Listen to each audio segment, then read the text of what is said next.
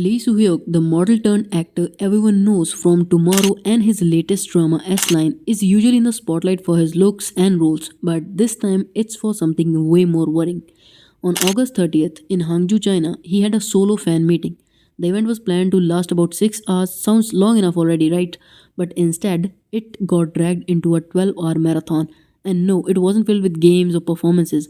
He literally sat on a chair signing the autographs for fans non stop. Now, here's the wild part, the air conditioning at the venue was not even working. Imagine sitting for 12 hours under hot lights in a packed hall with no proper ventilation. Fans who were there said he looked pale, sweaty, and shaky, but he still forced a smile every single time so people wouldn't feel bad. Why did this even happen? Reports say that the organizers oversold the tickets, which is why the session kept dragging on.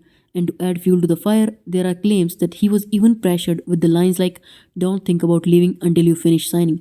And that is insane. Fans obviously went off online calling it inhumane and unsafe. They said no celebrity should be pushed into those conditions just to satisfy organizers' greed.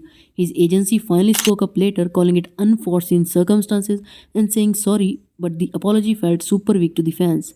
They expected way more accountability. At the end of the day, though, nobody is blaming Lee Soo-hyuk. In fact, he's being praised for his professionalism and kindness. Because despite being dehydrated and exhausted, he never let it show to the fans directly. All the anger is directed at the organizers and management for putting him through something like this. So yeah, instead of being remembered as a warm fan event, this whole thing turned into a controversy about mistreatment and poor planning. And people are now demanding better protection for stars at overseas events. So yeah, let me know in the comments what do you think about this matter.